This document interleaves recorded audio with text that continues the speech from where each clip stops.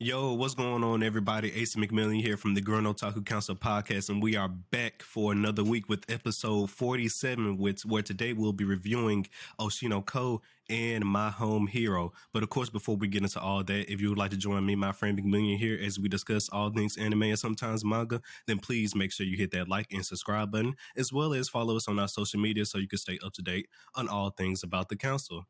And with that being said, the council is now in session. Let the meeting begin.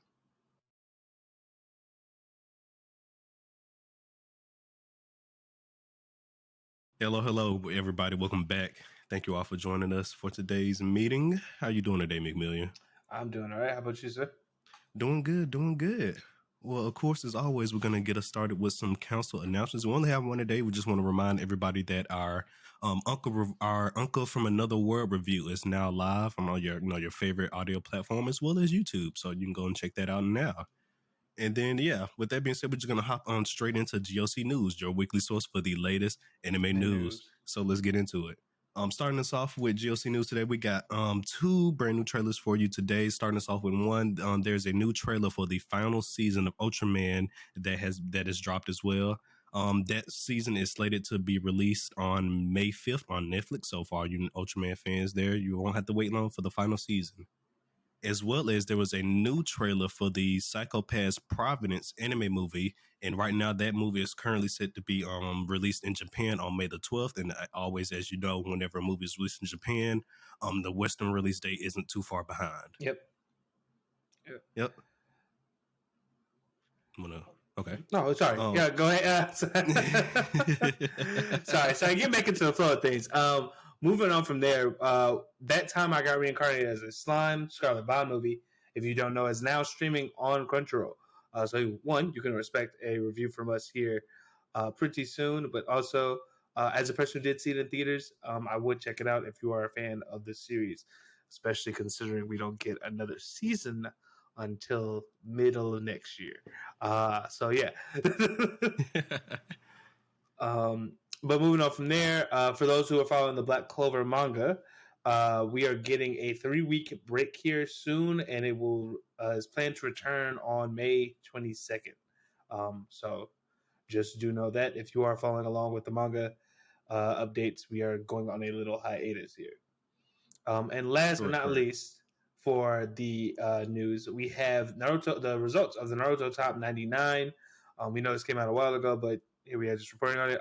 Manao, the fourth Hokage, Naruto's dad, Boruto's granddad, won and will be receiving a one-shot manga sometime, I believe, next year. If I'm not mistaken, I think this is what the release window is. Yeah. Now, I'm not mad that he won, and I'm not even surprised that he won at all, because Minato, he's that guy. He is him, all right? Mm-hmm. I understand. I'm not mad he's won at all. But do we need a one-shot manga of him, though?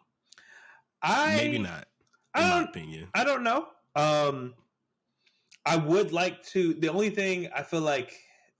So I think this is a bad character to choose, only because they could tell the story of, like, one of his exploits during the Great Ninja War, when he was, before they reached peace, stuff like that. Because technically, the only thing we've really got to know about him is that he's helped protect the Leaf Village. He was a really strong ninja too, and he protected the Leaf Village from the Nine-Tailed Fox as well as Obito when he came to attack. What also might be cool is getting to see a little bit of his training when he learned Sage Jutsu. Even though he didn't really necessarily master it, he knows a little bit of it. So maybe just figuring out the story of why he decided to learn Sage Jutsu, that might be cool. Yeah. So I mean, there's a couple of things you can do in Minato. So I don't think he was like the worst character to give it to. I think there are definitely some stories that could be told with him. Personally, I probably would have wanted someone from the Cloud Village, only because there are so little explained about other villages, and that one as a black man, it's just just very close and dear. So I would have preferred. So if we could have got someone like that, that would be good. But yeah, that'd be dope as well. Also, I do want to quickly go over the top 10, just in case people, like I said, may not have looked at it yet. So we're just going to quickly go over the top 10, starting from number 10. Hinata Hyuga got number 10. Number 9, Madara Uchiha. Number 8, Sasuke got it. Number 7, Sakumo Hatake. I believe that was Kakashi's dad, the White Fang, if I'm not mistaken. Yep. Number 6 was Naruto. Number 5, Kakashi himself. Number 4, Susui got it. Susui. Mm-hmm. Got it. Number 3, Sakura. Wow, Sakura got all the way to 3. Wow. Number 2, Itachi got it. Of course, me personally, I thought Itachi was gonna win. And then number 1, of course, was Minato. Minato, they got it. I would have not been upset if we got a one-shot manga from Itachi. That we can never get enough of more Itachi, in my opinion. But once again, I'm not mad that Minato won it either, though. Yeah, I was also expecting kind of Itachi to get number. I was like, if anyone, I thought seeing Sakura in the top 3 did not surprise me as much as probably as people would expect, because No, that surprised me. I'm not surprised she's in the shooters. top 5. She but got top shooters. 3. She got shooters. People top 3 though. People want a redemption from her. Top 3 though. People want a redemption from her. Top 3 though. Yeah, I'm not that surprised about that. I'm not. I'm really not. I am. I'm surprised. I get. She gets a lot of hate, but the thing is, I feel like there's a silent majority that want to see. Well, no, I don't hate Sakura. I'm not saying you. I'm just saying in general, she's a character that gets a lot of hate. Oh yeah, no, I feel you. Yeah. I feel like there's definitely like a silent majority rooting for her to get, what she deserved as a member of Team 7 that didn't reach like the pinnacles of Naruto and Sasuke. I mean, yeah, she was done dirty here and there with Team 7. I will give, the people that, because she have had more significance in the story, yes. But, I mean, that's just how the cookie crumbles sometimes. That's just how it could. Like I said, I'm not surprised she's in the top 10. It's just the top 3. I'm just like, okay, wow. Because, I mean, Team 7, I expected Team 7 to be in the top 10. You know what I mean? Like she's above Sasuke. Listen to what I'm saying. She's ranked above Sasuke. No, that's surprising. That is surprising. But I wasn't surprised that she was like that high on the list, only because people want to see if there's in the retrospective talks of Naruto, Sakura, the fact that Sakura did not reach the heights as much as her male counterparts is something that has been very popular within like recent years. So it's not surprising. Yeah. So to me, I felt like there are people that were out there like, I'm going to try and make sure she gets as close to 1 as possible, and they pushed that motherfucker. The Sakura Warriors came out. Yeah, exactly. That's my point. Now her being above the other 2 Team 7 is surprising, but also I kind of in a way I somewhat get it, since Naruto and Sasuke get like the most screen time out of anybody probably in the show. So yeah. Well, all right. So that is all the anime news we have for this week. Everybody, let us know down below what is your favorite piece of news, and we're gonna hop straight into our first anime review for today. We're gonna start us off with Oshi No Ko, and then I do want to go ahead and preface this, of course, spoiler warning. We are sorry.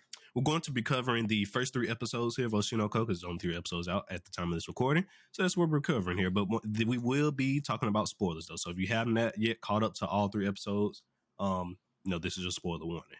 But, let's get into it. So Oshi No Ko, McMillian, as you being our resident manga reader here on the council. Yes.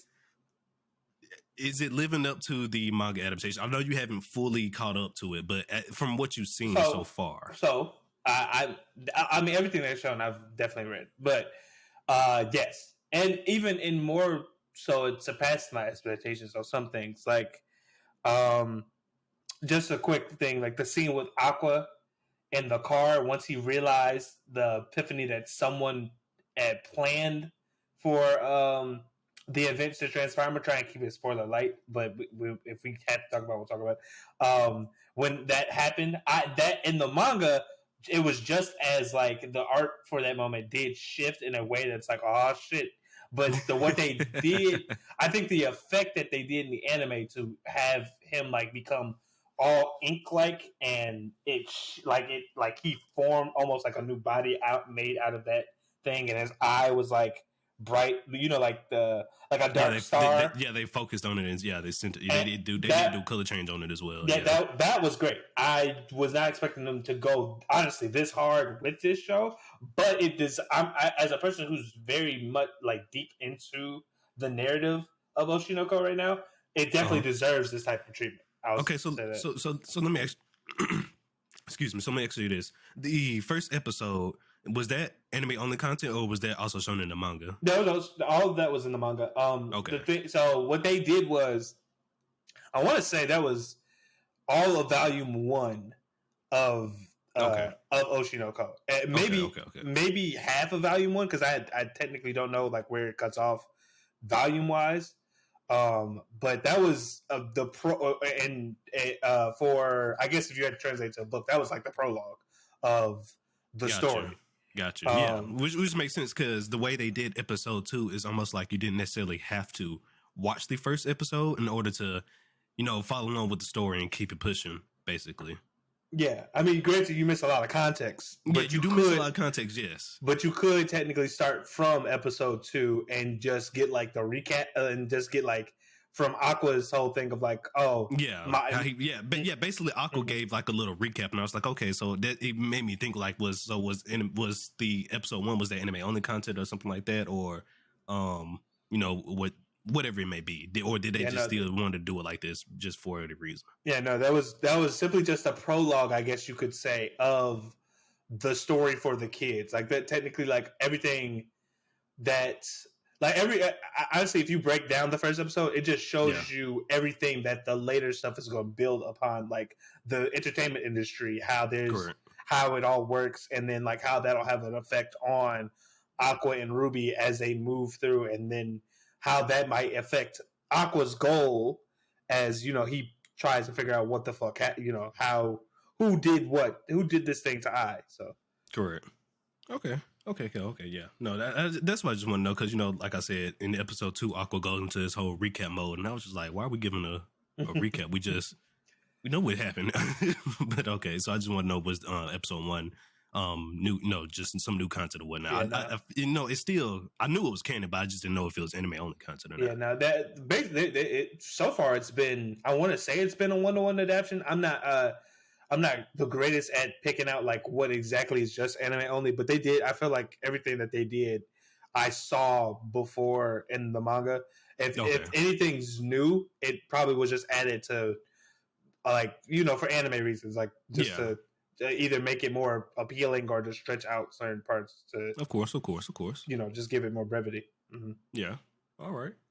No, I feel you on that. Okay, so moving from there then, because I'm not going to go too deep into the story, because like I said, we know what it is right now, but one of the things I'm hoping for, and it probably already happened in manga, but I'm really waiting for Ruby and Aqua to realize who they were in their old past. Well, they, like, actually to each other. So unless I don't know, because I'm not caught up, but where I left off, which isn't too far, I want to say, from where they're currently at chapter wise, I can do a quick check just to tell the people, but they still have not realized who they are yet, and I am, god dang it, at work. But yeah, no, the fact that one main fact is killing me, because through the entire of the first episode only, I'm just like, are they going to realize, who they were in their past lives in relation to each other? Because they know they've been reincarnated, but just in relation to each other, I'm like, are they going to realize? And it just, at the episode, and especially with once we got the time skip, I was like, even after the time skip, they still don't know what is going on. Like, what are we doing? Yeah. So where I am, I'm on chapter 86 right now in the manga. There are 116 chapters out so far as of today. So as far as I know, unless something has changed in 20 or so chapters, they still don't know who they are, and it is very interesting how that plays a part in like the story. Because as we go, stuff will start to unfold where Ruby becomes more involved in certain ways, but it's very, I do think it's very interesting, like, because it not only gives you a like, damn, how far are we going with them trying to with Aqua trying to figure out what the fuck happened, and then 2, when will they realize how important they were to each other, not Yeah. only in this life but in the previous past life. It's crazy. It's crazy.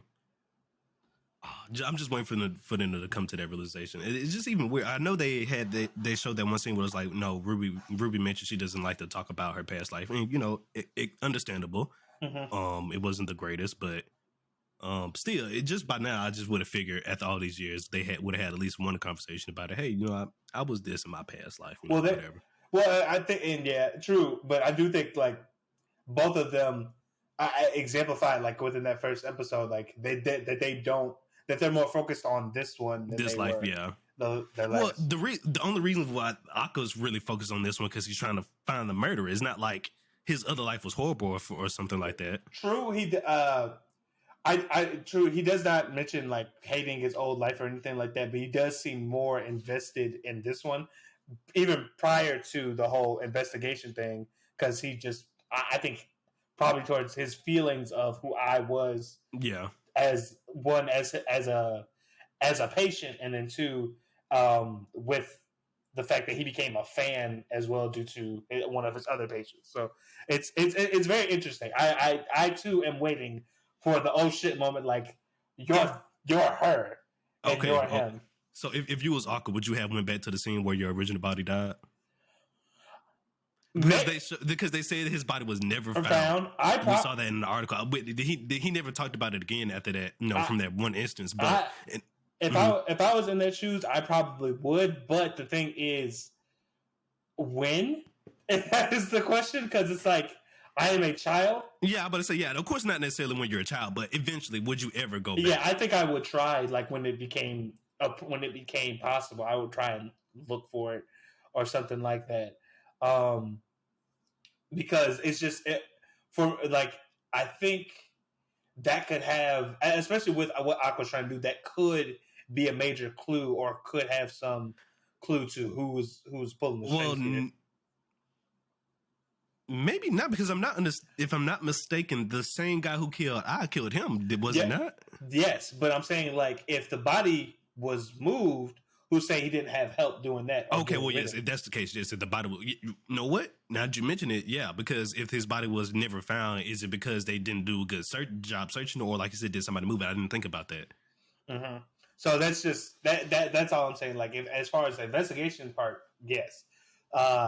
If it wasn't for that, I don't know. I don't know if I would want to see me dead. I feel like that'd be like. Well, I mean, it's been 10 years, so your body isn't there. You're decomposed. Probably nothing but bones left at this point. But I'm saying, would you, as a person, would you like to see your own skeleton? Yes, I have to. Yes, put my own self to rest. Yes, hell yes. That would bother me. They never found my body. That would bother me. I guess that's fair. I just felt like seeing my own skeleton would bother me more. Like, goddamn.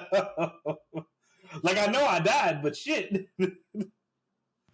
Because what you mean they never found my body? That means for whatever family members I might have had and friends, they can't even look at me during the funeral now. My body was not even found. Like, nah, dog. That would bother me. Well, they do. Oh man, I can't remember if he explained his family stuff earlier. But if they haven't, later on in the series, you will find out about his family, more about his family, and more about like his family and why, like no one was like really like hey, this motherfucker missing. Like, what the fuck? Yeah, there's a reason to that. Okay. Oh yeah, because I just thought it was weird, and then, like I said, that would bother me. Like I read an article because it had to bother him to some extent because he went and searched it up. You know what I mean? So if he didn't care about it, he would have never went and searched it up to find out the fact that his body was never found to even begin with. Mm-hmm. But yeah, that would bother me. Me personally, that would bother me. I totally get it. I totally get that. Yeah. Yeah. So even if it's nothing but the bones left, I'm going to give my old self a proper burial. I get that. But like through watching the show, one of the things I really like about Oshi No Ko in a way is that it kind of deconstructs or makes you think more about like the entertainment industry as a whole. So like granted it's only been 3 episodes, but like from watching it so far, have there been any like new thoughts you've had about the entertainment industry? Not personally, because I never really had a drive or I guess not necessarily drive, but interest in like live entertainment and things of that like nature. Like maybe if I see somebody coming to my city, I might, you know, try and go to it, but you know, I'm basically I'm not going out my way flying to another city to go see an artist. I'm not that big into it. Okay. For me, I'm kind of in the same boat, but like when I was reading this series, as well, even like within when this episode came up, like so for instance, in the second or third episode, they kind of in the first episode, they not Aqua, I lands like an acting gig, and they're like, and Aqua gets mad because most of her scenes or whatever are cut out, and Aqua calls up the director because he's like friends with them, and he's like, hey, what the fuck, and the director's like, I was great, but the thing is, she outshone the main actress, and you can't have that on a project. And I was like, in my head, I'm like, I never thought about stuff like that because, because again, I'm not like that big into it, but like there are comedians or stuff that I like have podcasts and I follow and I listen to sometimes, and they talk about how they've been on shows and certain scenes have got cut, and they never know exactly why it happened. And I'm always like, and so I just hearing that like, oh, if you're more talented than what they expected, that can also just be to your detriment. I was like, that's crazy to think about. Like I'm so good at my job. Because I mean, like think about it. Because especially if like whoever the star of whatever we're doing, show, productions, whatever it is, if they got if they got context with the producers and stuff like that, and we're supposed to be promoting this specific person, then we bring in some random person. It's just like, oh, they're just amazing. Yes, that's hidden talent, but at the same time, we're taking away from the money we already invested in this other talent. No, and I get that now. It's like it's something that I feel like once you hear it, it makes complete sense, right? Yeah, but it makes sense. It's like it's fucked up, but it makes sense at the same time in terms of if I'm looking at it from a money perspective. Not necessarily just a talent perspective. I'm looking at it from a money perspective. Then it makes sense. Okay, we already invested in promoting this one person or maybe this group of people, but yet this other up and coming actor is just getting all the attention. That doesn't help us at all. Yeah, no, I totally when you say it makes sense. It's just like in the aspect of things because like and it's so different from regular jobs because usually you want to promote like the people that are doing like such an amazing job, but like I guess in this thing, since there's so many different avenues in which entertainment goes into, you have to be. There's so many things you have to be exact about. Yeah, you got to think about it. Billboards, commercials, news articles, just the whole 9 yards. All this money and different promotions we already done invested into this, cause basically the brand, this one brand that we're building, this anime that or show whatever that we're making is just promotion for our entire brand. You know what I mean? So.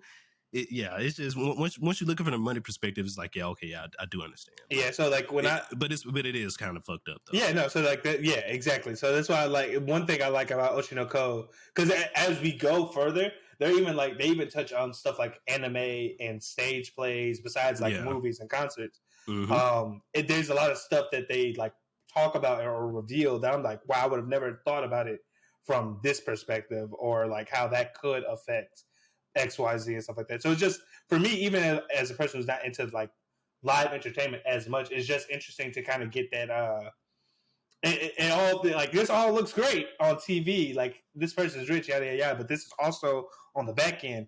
This how many hoops they have to jump through just for you to see them in like a 10 or 20-minute clip. Like that's that's it's crazy. It's crazy. Yeah, but sometimes that's the world we live in. And sometimes it's not about your talent; it's about your connection. Sometimes, and but depending on the talent, if you're a special enough talent, you'll outshine any situation and always peek through. So as we got to learn with because after she did a movie, and that helped her, boost her fame even more. So yeah, it's just interesting. I feel like it's just interesting to see a show itself critique like the business that it's in. No, I agree, 100%, 100%. And then what? Back to the director, that guy right there.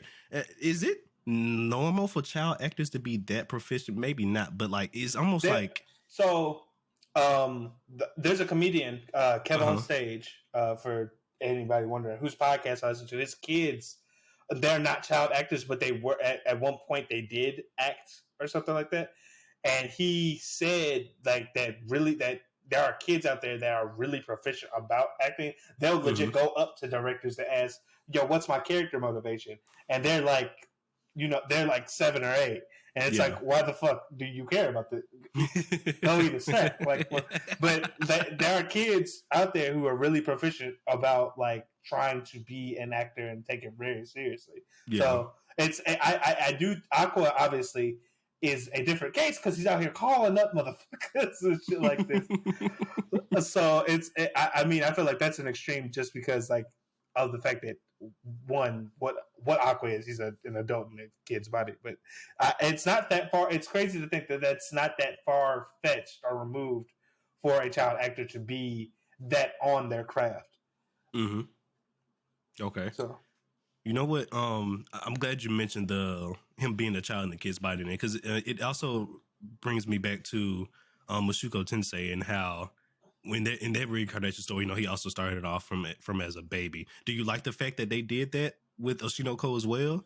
So I think for Oshi No Ko's perspective, I think the reason they do it a little bit different from Mushoku Sensei's is because they're trying to show you the relationship that they both built with and then how that will, when the incident happened, how that affects them going forward, just as like as people.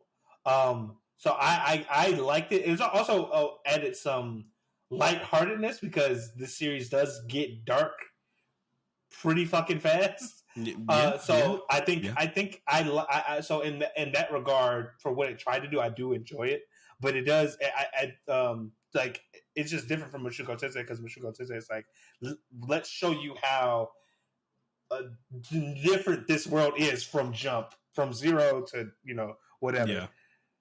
Okay. Yeah. No. And then I agree with you as well with them, showing the connection they built between, the children and I, especially Aqua himself. He's been meticulously focused on finding the killer for years. Ever since the incident happened. Especially from that one scene that showed us where he spent 4 years trying to hack Ai's password to her old phone.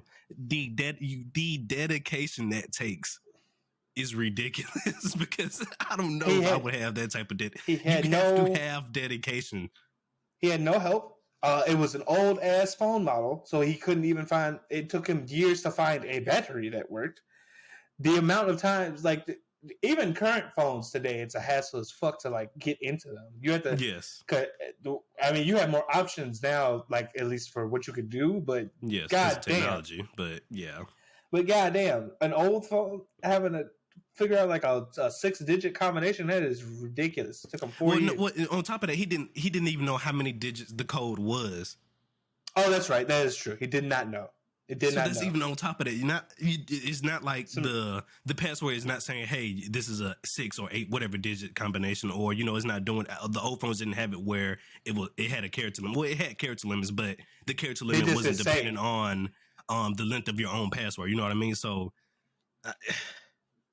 It's wild. The dedication that takes for him to have to go through that. It really shows you, like you said, like you mentioned earlier, the bond he actually did build with I, not only in this life but even in the past life as well. Because he only met I in this life for about a few years before the incident happened. I think it was like 4 or 5 that how old they were when the incident happened. I want to say that's around the age was like 4 or 5. Because they're just in the second episode, they're just now entering high school. So they would be around like ages 12 or 13. So they'd have to be around like 3 or 4 or 5 when that happened. It's just, I that information or just taking that and then putting that scene puts in context just how close they got.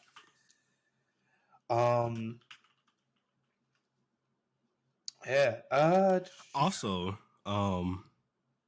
just another piece of news here. This is related. Is related to Oshi No Ko, but the reason. So, when the show first aired, I was pregnant and everything like that. It was going through the whole ordeal of teen pregnancy and things of that nature, and who's the father, things of this, and like that. And it got me thinking. I was like, why are they so calm with this in this situation. I don't know. It just seemed like they was too calm about the situation, and I researched it, and I wanted to know what the age of consent in Japan. And in Japan, the age of consent, is 13. It's just so it's not that's not everywhere because if I am not mistaken, recently they passed somewhere, I believe maybe yes, like I was Tokyo's just about to say province. recently they just passed a new bill to up that age to number 16. I found that out when I was doing my research.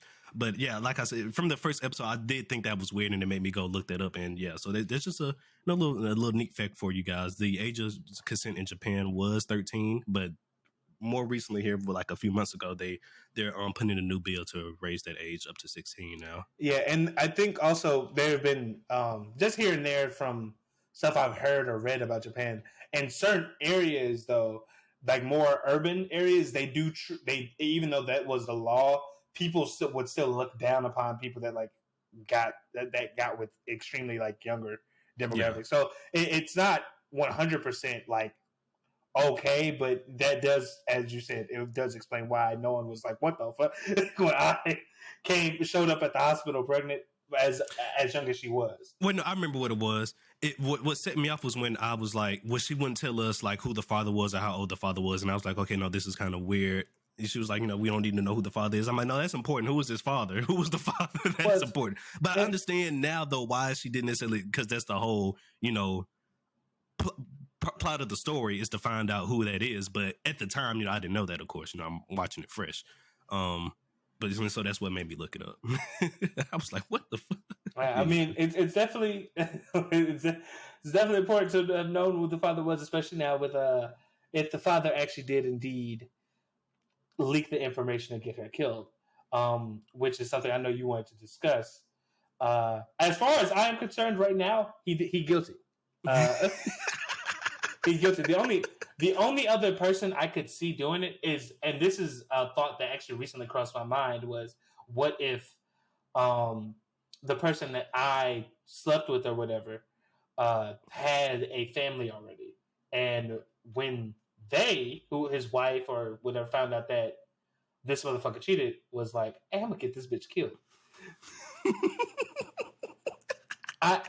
Which adds complication to it. That's why I said it was important of this man's age. And I was like, y'all just too calm about this. This is a teen, a preteen at that, that's coming in here pregnant. Y'all, this is just too normal for me right now. Like, y'all acting like this is too normal. But that could be the case. I don't know if it's, me personally, I don't necessarily think it's 100% the father yet. Like, I need more clues that pointed towards the evidence of him right now, just for the fact that only him could have known about Ai's location and Ai's past and this and that. But I don't know. I mean, it could have been anybody. In my opinion, it's a pretty... Well, not necessarily couldn't have been anybody, but I don't think it's just necessarily like, I'm not throwing all my eggs in the dad basket. I get that. I mean, for me, it's right now, I'm not even going off like the stuff I know in the manga, but like just off of like the first episode, and even what Aqua argues, it makes sense for it to be the dad because it was only a short time. Like, I had called their dad and was like, hey, I need you to meet them because the theories that they have about how they were conceived is crazy. And it's probably about time for you to meet them anyway. They're like, what, 4 or 5? Well, 4 or 5, yeah. And so that the timing kind of just lines up, and then 2, what Aqua said basically is like, there are only a handful of people that even knew that we were actually her kids. The ones that did the ones who did know that were close to her probably wouldn't want her dead like that anyway, because they were making money off of her. Correct. And they had somewhat become like a family. As you saw, the assistant even adopted the kids after. So it's like all signs point to it being a party that is close but also separate, which Correct. Would explain her dad, it being the dad. But I do think now, it's not a strong theory, but I do think it could, based off of just other media stuff where this has happened, it could be not a jealous but a scorned woman. It could be another jealous actor, because think about it, she's in the entertainment industry. She's probably meeting a lot of other young actors Well, that's She has feelings for this one actor, but this other actor has feelings for her at the same time. that's what I said. I was like, so like it could have been. It could have very well been another person that their dad hooked up with. That their dad know, or another person that she just met. Like I said, that was just jealous of another guy that wanted to be with her. Now the Met thing, I don't know. That's it's a little loose because I herself was trying to keep it under wraps, so I don't know who else she would have told. But it is very possible that someone else knew that they just don't know about. It could very well be that, but. I still think the dad is probably suspect, but listen. I don't disagree that he is suspect number one. I don't disagree with that. I'm just saying I'm not throwing all my baskets on it truly being him. Mm-hmm. That's all I'm saying. But yes, no, hell yes, suspect number one, him. I agree on that. 100%. Ain't no way you. There's no way you're not suspect number one. There's no way. Yeah. But anything else you got to say about the show before we wrap up? Yes, I love. Well, I don't know if I mentioned this before. I believe I have, but I love a good murder mystery, and so far, that's what Oshi No Ko is, shaping up to be a wonderful and fantastic murder mystery. Right now, from the characters that they show, each character is being developed, and they have their own unique characteristics and things of that nature. So I'm enjoying that as well. And the intro is fire. The intro is fire. Yeah, the intro is fire. No, I completely, the intro and outro I both really like. Which I was wondering because too when first I announced, I was like, they got to come hard for this music because you can't make a show about idols and like entertainment industry and be weak with it, and they did not disappoint at all. Either with the visuals and stuff like that. One thing I will say, just as like a manga reader coming into like seeing it animated, they're doing a wonderful job. And something I just generally love about Oshi No Ko as a whole is that it gives you a complete story from all sides. And what I mean by that is, while this is a murder mystery, I feel like at its focus, they don't skip out on any of the other parts of being a young adult and living that life. Because as we move through their lives, Aqua and Ruby, it is still like still a story of like people growing up. I mean, granted, they're in a wild ass industry, but it does still focus on them as they develop, and that is something I really enjoy about the series as well. Okay. No, I feel you on that. And then I know we talked about this off camera, but I also just want to mention it again. Ichigo, who is the old CEO or owner of Strawberry Productions, we need to find him because he knows something.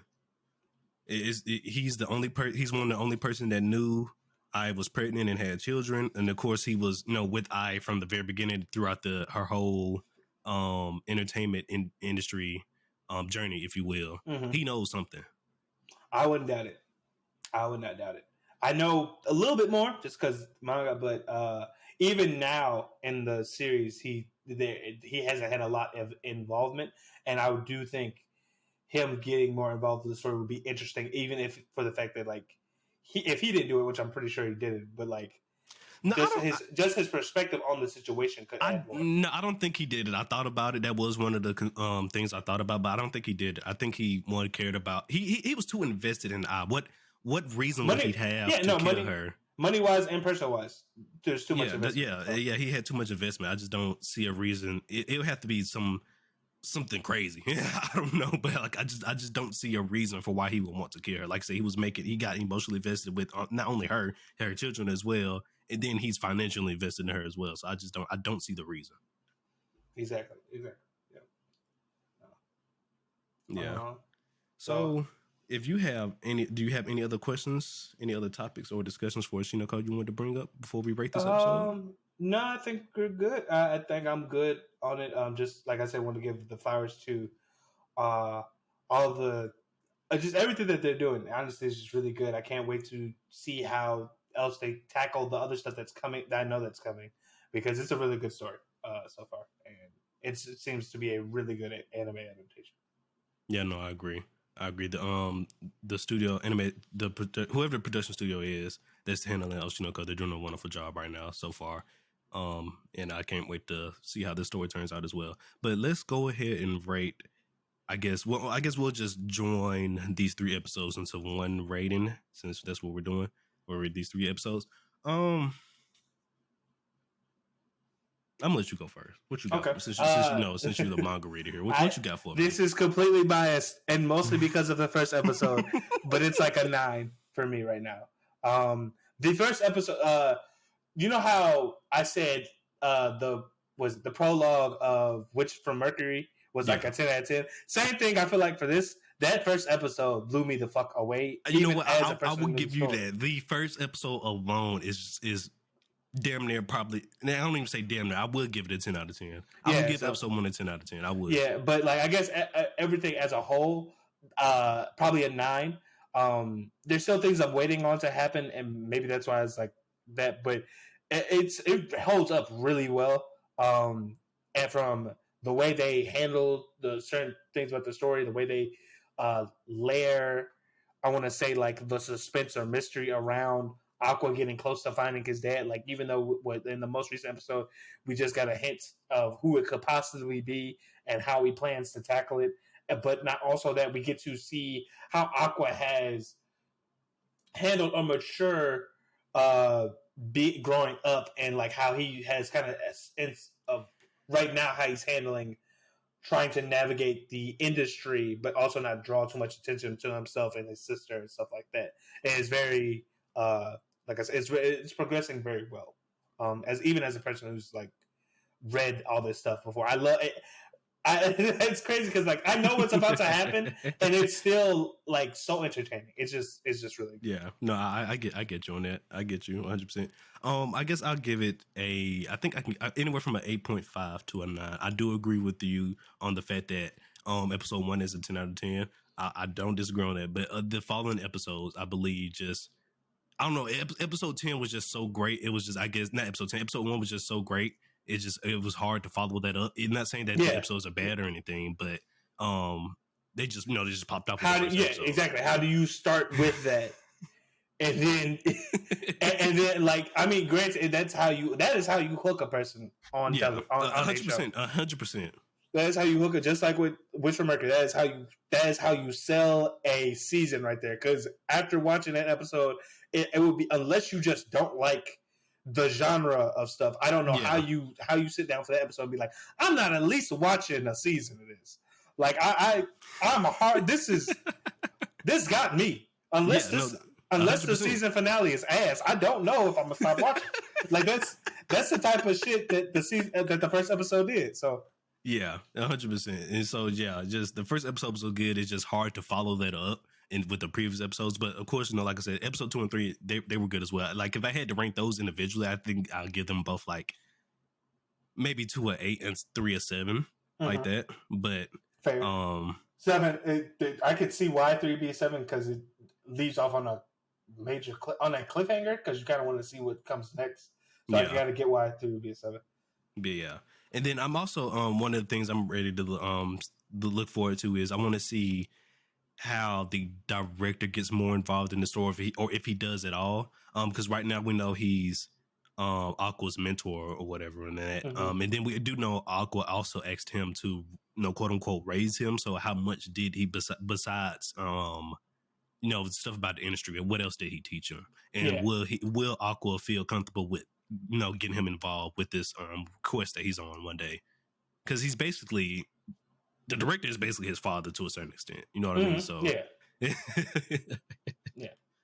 I completely agree. But moving forward, before we get into our second anime of the day, it is our weekly anime recommendation, and this week I kind of just picked this one as a person who was given so much flowers to Blue Lock. I did want to mention, which was well deserved. Yes, very well deserved. I do want to mention another series that I did really enjoy from a sports perspective. This wasn't my first one. My first one was like Haikyuu, but this is also really good. Kuroko's Basketball. If you're into shonen anime, you've probably heard of this one before. But the whole series is really good. I like the character development. The games are hype as hell. It's just a good time all around. It's not, in my opinion, it's probably not as strong as Blue Lock because again, this is more of the traditional game playing the game, the sport of basketball. But it does still capture you very well with like its characters and its storylines and stuff of that nature. I would definitely give it a watch. It is currently on Netflix. The dub is really good. Highly recommend if you like dub. They have the whole series as well as the movie on Netflix right now. Yeah. Well, all right. Once again, everybody, that is our weekly recommendation for this week. Kuroko's Basketball, brought to you via McMillian for this week once again. And then now we're just going to hop straight into our last anime review for today. Well, we're going to be, it's not necessarily a murder mystery, but it has murder mystery aspects, if you will, of it. But we're going to get into it. But we're going to be reviewing My Home Hero, which is I believe this is a manga anime adaptation of the manga, if I'm not mistaken. But we're going to be reviewing My Home Hero. Currently streaming on Crunchyroll right now. There's 4 episodes out, so that's what we're going to be reviewing today, and we're just going to hop straight into it. So, My Home Hero, maybe this is something we're both blind to. We did see it. We did talk about this when it first got announced originally, like that, because we read the synopsis, we're like, this might be something good to look into. So, and now it's here. Your first impressions. So, I'll give you my first impression for reading the synopsis that watched the show. Synopsis-wise, I was like, oh, this is interesting. I wonder how this will play out, because I'm assuming he's going to be avoiding the police and the Yakuza. Turns out, no police. Just Yakuza. Just Yakuza.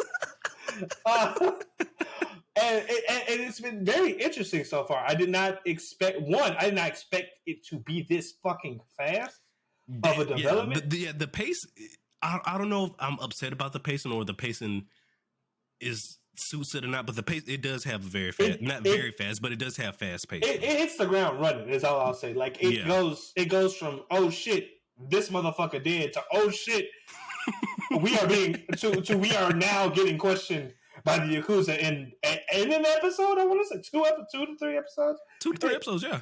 Yeah, it was very fast. I was like, damn, they went on the jump on this shit quick. Like, fuck. Yeah. I expected it to at least have like 1 episode of levity, but they was like, nope. Straight to business. Straight to business.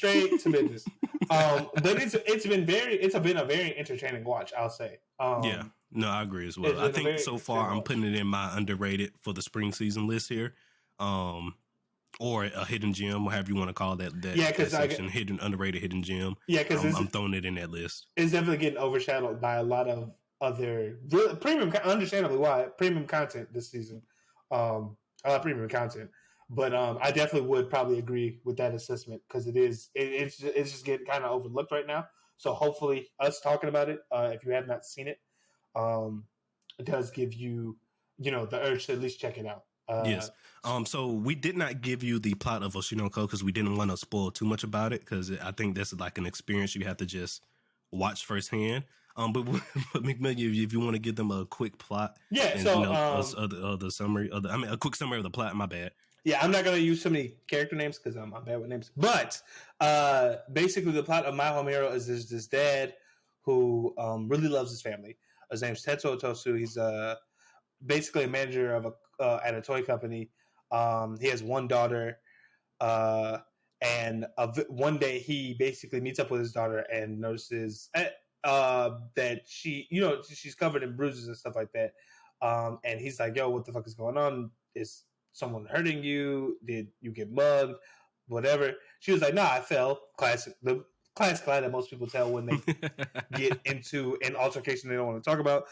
So he decides to take it upon himself to try and check out her boyfriend, like see what the fuck like type of guy he is. And lo and behold, he's a child of a Yakuza member. Well, he's a part of the Yakuza, but he's also like in the family like business basically. And so one thing leads to another. And one day, while he's checking up on her just to see like what the state her living space is, her boyfriend comes basically back to their apartment, and her dad in the closet hears basically that her boyfriend, terrible person, god awful person, is like, I'm going to basically bleed her for everything she has, like her money. And then if she annoys me too much, I'm going to beat her to basically an inch of her life. If not, flat out kill her, like he did his other partner. Girlfriends. Yeah. And so Tetsuo, upon hearing this, obviously upset enough to, and also about to be discovered because his phone, he either dropped his phone, I think. Yeah. Yeah. And the boyfriend, and like I said, he's there while he's being visited. The guy opens the closet, and Tetsuo uses something within the house basically to bash his head in and kills him. And then now he has to hide. You basically, it's like him having to get around our and survive, and not let the Yakuza find out that he killed one of their members. So he's trying to cover up the murder, but he's trying to cover up a Yakuza member's murder. So, it's the Yakuza who's looking into this murder and not the police and things of that nature. So it's not, it's not just simple. I'm messing with the FBI or the CIA, something like that. No, we're messing with or local the mob, local, yeah, or even local police. We're messing with the mob. Yeah, and like for me, even though technically the mob wants to keep it hush hush, I did expect it to kind of get out of hand to the point where it's like, oh, the police get a win first, and then the Yakuza, and then it like spirals into this whole thing. So, but like they waste, when I truly mean they waste no time with the whole development of this, because it's like, oh, second episode, we're good, we're fine, we figured out how we want to hide the body. XYZ gets kidnapped right after that. Like, what the fuck? I just want to say I'm loving the story so far, especially the fact where it's like, because so Tetsu, he mentions how he's a big murder mystery fan and things of that nature, right? And so like his wife even asked him, his wife was just like, is this your first murder? And she looks at him like, is this your first murder? Like, because you know so much about this stuff. And he's just like, oh no, I'm just I'm a big murder mystery fan, and I'm just like, I don't know. I don't know. Being a fan is one thing, but being able to put the tactics to use and apply them, that's a whole nother thing. That's a whole nother beast. And that's why I personally I don't know. I don't want to say if he's murdered someone before, but I don't think this is his first time being involved. Covering a mother, maybe. Yeah, I don't know if this is his first time being involved with something like this, because one, he's just too calm in this situation. Granted, he gets angry, but the thing is, it never seems scared. It's not, and it's not like he's too calm. But it's moments where he's scared, especially like that one time he got kidnapped. Of course, yeah. Why wouldn't you be scared for your life in that situation? But I'm saying, like, in terms of him getting caught about killing this, there are times like he's like, I have a contingency plan for this. You're too prepared. That's my thing I wanted to point out. You're too fucking prepared for somebody for this to be your first murder. Yeah, basically. Exactly. Who's never? I don't care if you read all the great murder mysteries. What the fuck? You're too prepared. And then another thing I did want to touch upon was, oh boy, Nobuto mentioned that he was milking Rika, who was his daughter, for her grandfather's money. But when he said that, it almost seemed like he didn't know what he was talking about at all. Tetsu. It seemed like Tetsu didn't know about this money at all. Like he was confused because it was like grandfather's fortune money. He was like, what are you talking about? Yeah, I thought that was interesting. Yeah, because I was like, is this so? Because when that happened, I was like, so is this on her mother's side?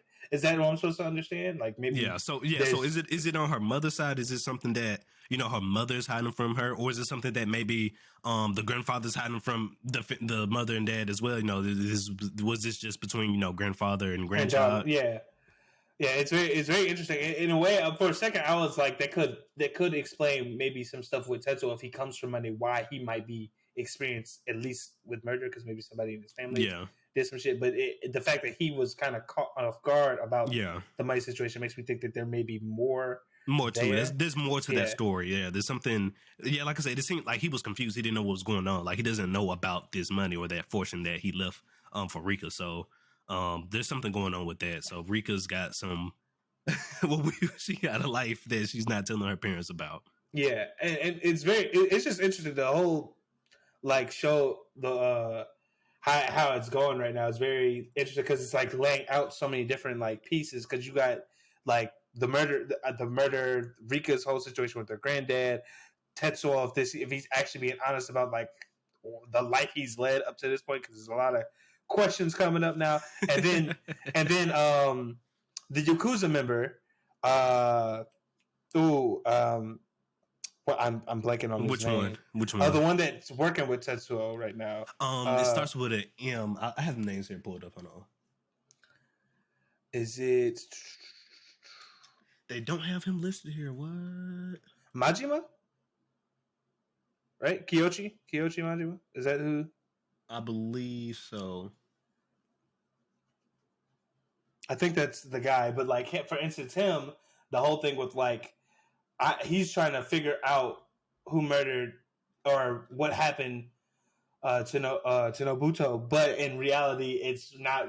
And he could care less. It's just more so about like making sure that this some deal happens so that his boss can take over or something like that. And Yeah. it's just And interesting to see all this shit layered out. Yeah, and I did confirm that it is Majima. That's his name. Okay, Yeah. cool.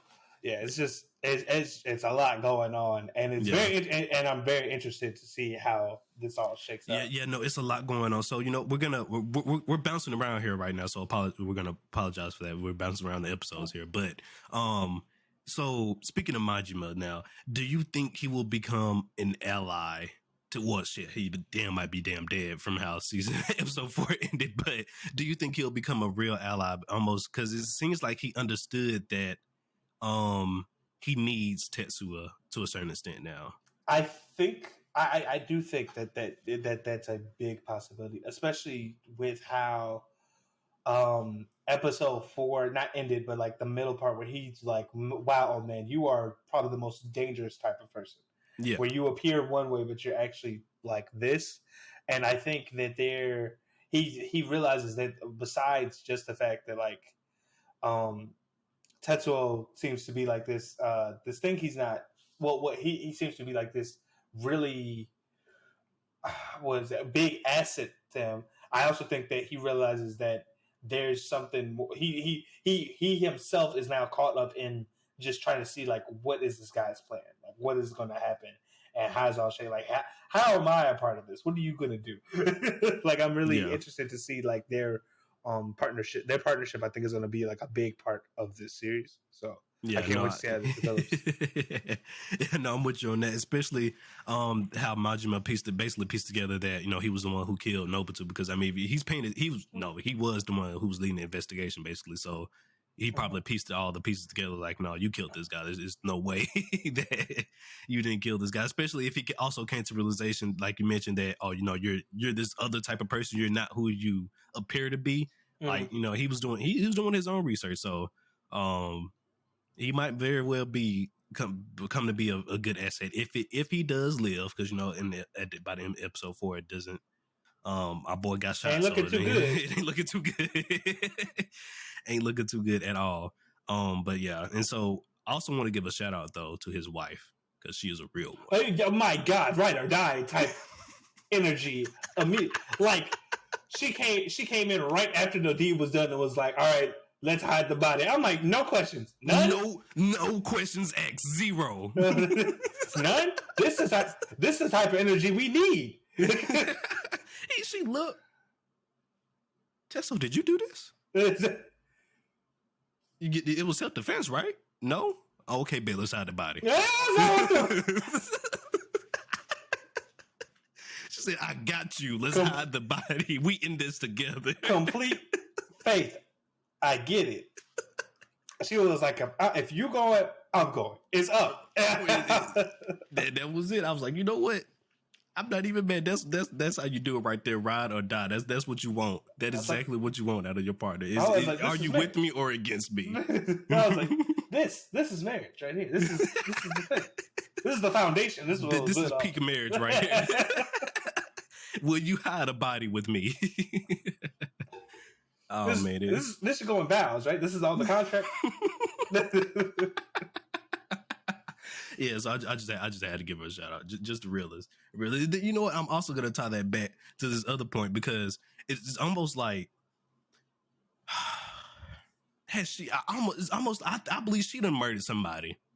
Because she's so calm about it. She's so calm about it, and she's just so meticulous. Like with that situation where the Yakuza broke into her house and they was questioning questioning her, she was just too calm and meticulous in her thought process. Even though Tetsu had already came and prepared her before, but it was almost like even when that one question came up where it was like, we didn't prepare for this question. What do I do?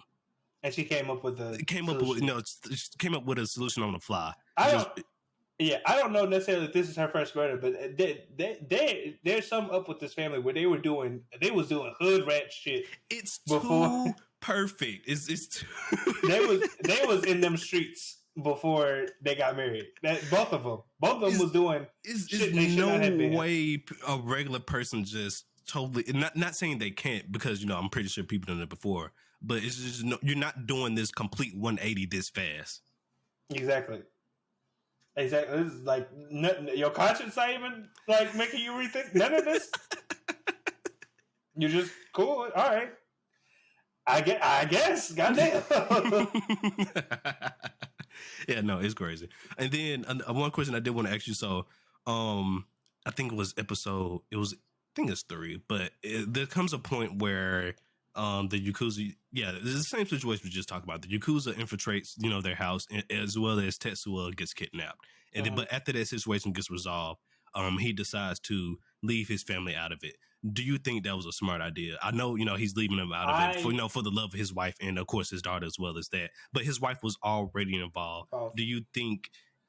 Yes, he does love her, but do you think it's better to keep her involved to make sure this situation can get handled, or do you think it's just let her be? I think it depends on what his ultimate goal is here.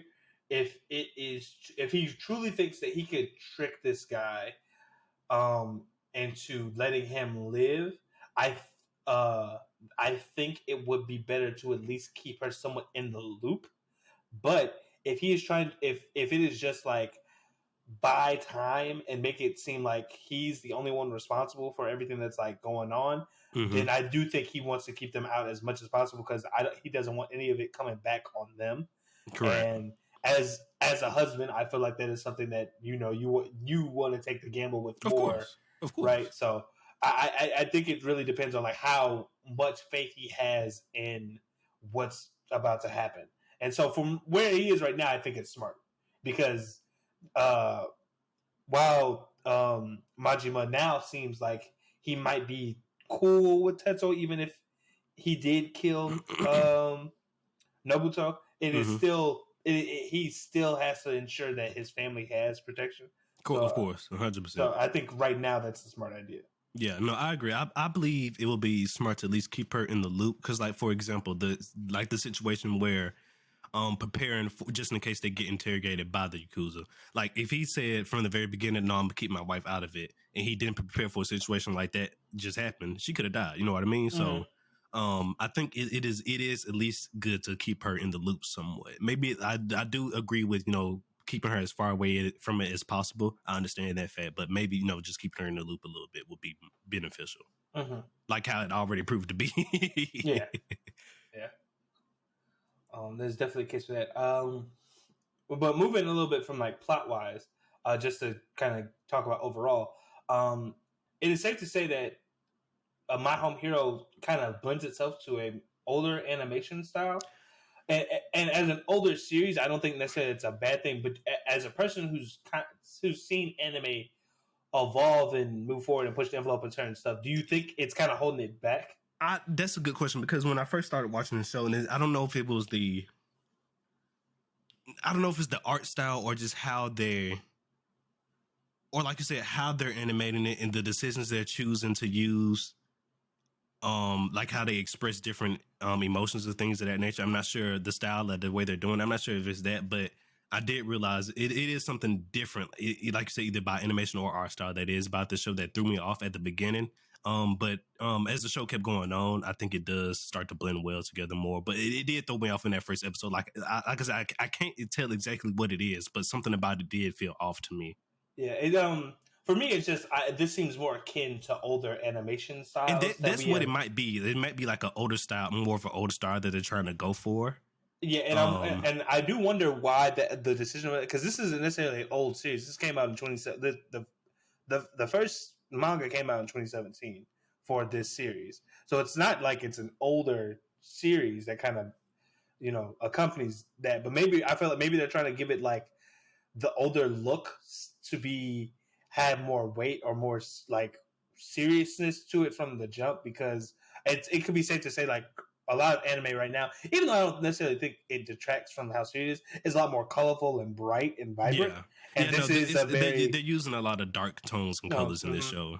And that could be to like the benefit of just like setting up the story. But in contrast, Oshi No Ko is also technically a dark series, but but it's very also, vibrant. Yes, it is very vibrant. But I mean, she's a pop star though. Yeah, no, I get what you're saying though. It's just interesting to see how I think like one thing that because they both kind of share akin to some themes, and just how different they look visually. Yeah. And like you said, that is a good point though.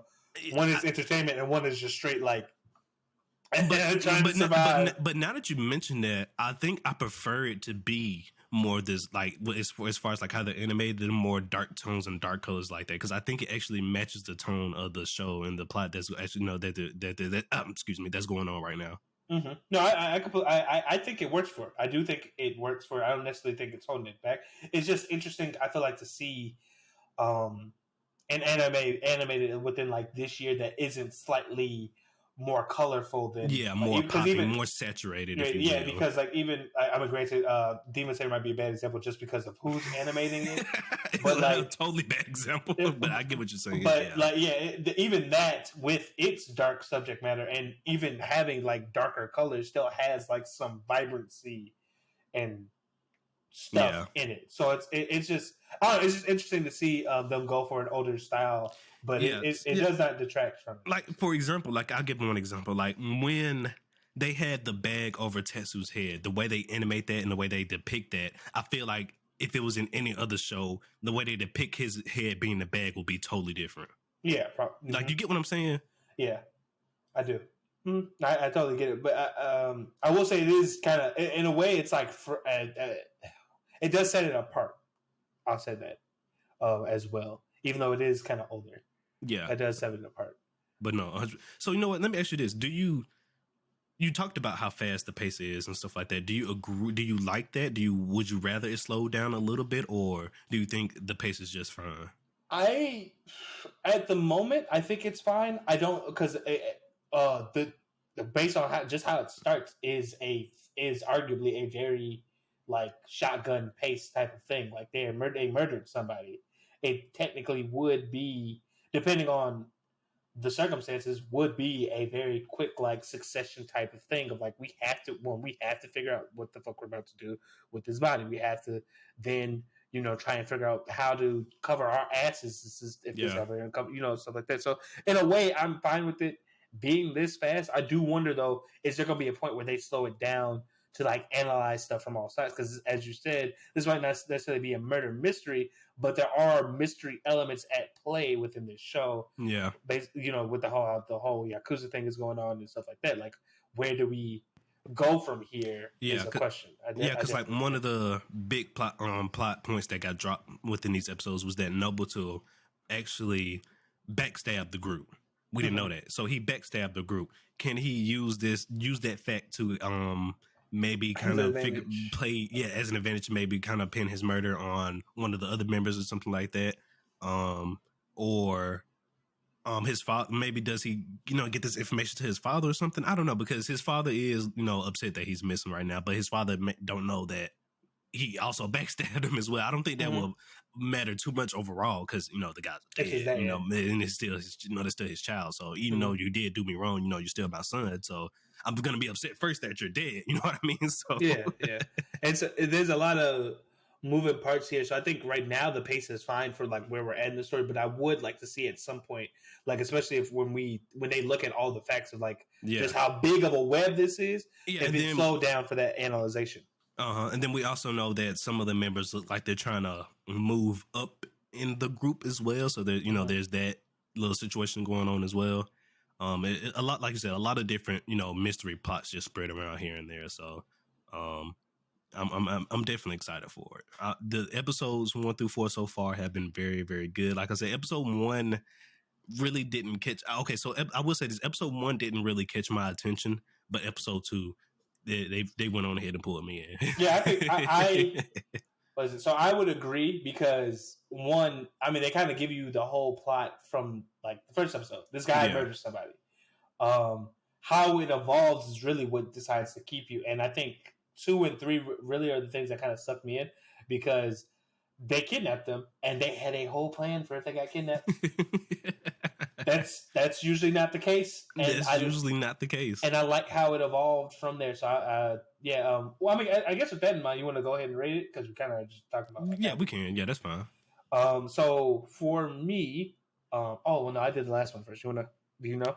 Yes, I'll go ahead. I will give My Home Hero a smooth, solid 8. It's like I said, it's not a murder mystery, but it's a mystery show. I can at least say that, and it's a lot of moving parts that I'm vibing with right now. And then, like I said, even just the main character in the show, I'm not totally sure that he's being totally honest with us, about who he really is and things of that nature. So, and hell, his damn daughter too. His daughter seems to be living some double life that we don't know about. We don't even know if his daughter knew about what Noble 2 actually was. Did she know he was actually a mobster? We don't know this. Things of that nature, things like that. Yeah. So the show and just the mystery plot points that they're throwing here and there is just really, really intriguing to me, and I'm enjoying every bit of it. Mm-hmm. No, I agree. That's the same rating. I'm gonna give it as a solid 8 right now. It's building up very nicely. I can't wait to see what it does as it progresses. It could do because I feel like there's a lot of avenues it could go into and even surprise me in certain ways because it's already done a little bit of that based on how Majima and Tetsu are working together right now. It's a lot of avenues this could go, and I'm excited to see where else we go from here. And it's crazy. We go from trying to run away from the mob and, of course, hide this murder from them as well, to working with one of the mob members and stuff like that. It's wild. It's like the story has gone from a simple murder to now I'm riding with the Yakuza doing Yakuza member gang jobs and shit like that. Like it's crazy. Out here in the streets again, potentially. Potentially, yeah. And then now I'm really, especially with how episode 4 ended, I'm really, really excited to see where it goes from here because is Majima dead? Did he sacrifice himself for Tetsu, with old guy pulling up and, shooting him? Or did Tetsu, cover Majima? You know what I mean? Like that. I know Tetsu is not dead, but did Tetsu cover for Majima? Hell, did one of the other members look down the hill and realize what was going on and shoot the other guy? Mm-hmm. It's many different routes. This plot could go from here now, from the way episode 4 ended. Definitely. Because also think about it. Right now, they think they're dead. Both teams, or all parties involved, think they're dead. So they could, that's one. They could use that to their advantage. They think we're dead now. They're not going to be looking for us. I don't know. It's crazy. There's many different ways that they could take the show, and I'm definitely ready to see how it evolves. Mm-hmm. Definitely agree. Yeah. Well, with all that said, guys, I'm gonna go ahead and take us on out of here. Well, yes. Before you take us on out of here, that is the end of the our review for My Home Hero. Everybody, let us know down below in the comments what you guys think. But I did have one question for you though. This is totally not related to the shows we already talked about. So Demon Slayer season 3, it's out and it's premiering right now. Have you had a chance to catch up to it by chance? Yes. Okay. Have you seen all the controversy going online about the CGI? Oh, okay. Before I get into that, since we are talking about Demon Slayer, I just want to say one thing. Anime women, calm down. They're demons. They will eat you, and not in the good way. Okay, all right. I'm done. The CGI. I just had to say it because people being thirsty. All right.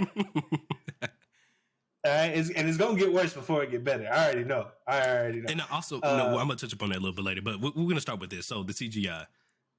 Are you having a problem with it? Because me, so far, I think it's just fine. Not really. For one, I think honestly, it makes sense in the context of what the demons' powers are.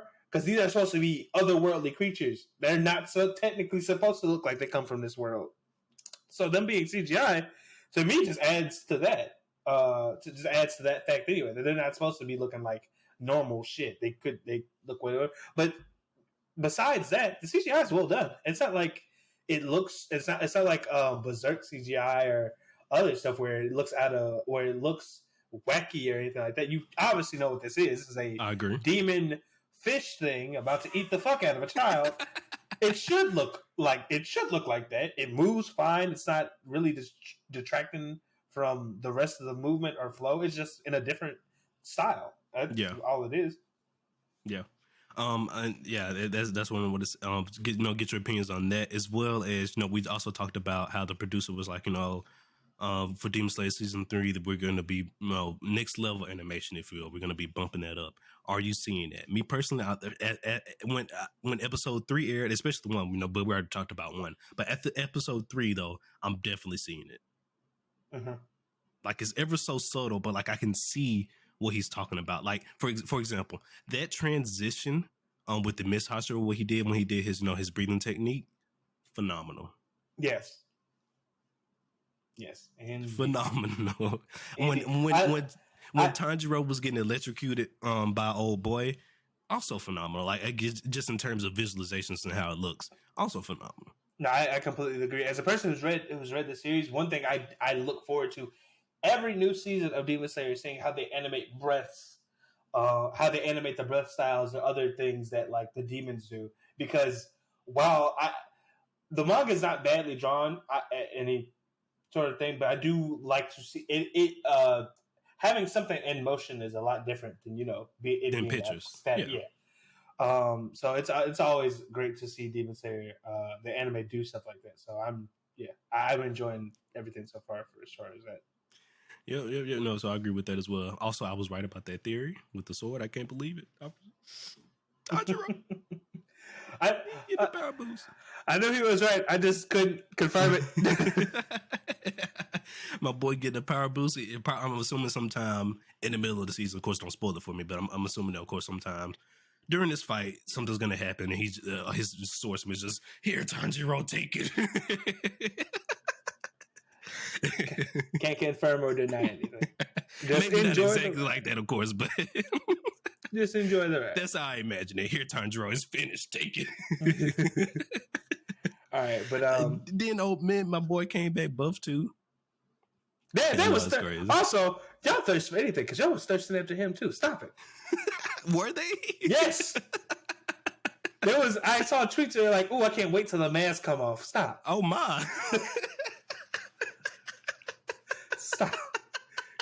Wait. Drink some water. I didn't see that one. That's hilarious. Oh, that's hilarious. I didn't see that one. I saw the tweets about the demon. I don't even remember his name, but I saw the tweets about him though. Han Tengu and the different emotions. Yeah, the whole thing. But we've gotten off tangent enough. Let's close this down. As always, guys. Well, this off tangent was deserved. We was already through with our review, sir. True, so I wouldn't call this off tangent. This was just a little small side piece. You feel me? It should be a close. We've held them. I mean, we are close. These were just closing thoughts, if you will. I just, I had to, we skipped a week, if you feel me. So I just had to, ask the question because everybody was going crazy online. So I just want to know your opinion. I get it. That's why I waited till the end so we could, I didn't do this in the middle of the episode. You don't want to go off on a full tangent. Fair. Ace giving you premium content for the Gurren Otaku Council. I shouldn't be complaining, but let me close this out. But yes, please go ahead and take us on out of here. As always, guys, appreciate you for watching this last listen. If you want to stay up to date on all things about the council, please consider following us on our social media. There's at Gurren Otakus on Twitter and at Gurren Otaku Council on everything else. If you would like to let us know any of your thoughts about anything we discussed in this episode, please consider heading on over to YouTube and comment in that comment section, as well as like, comment, and sorry, you already said comment, and subscribing. Helps the channel grow, helps you guys be aware of when we make new episodes and stuff like that. I know we're kind of been off on the schedule. Just bear with us. A lot's happening this year. For my only listeners, like I said, same thing. Consider following the podcast as well as sharing it with your friends. Helps us out. Also helps you guys expose your friends to some really cool content, in my opinion. As always, hope you guys are enjoying the anime season for the spring. This is Gurren Otaku Council saying, meeting adjourned. Peace, everyone.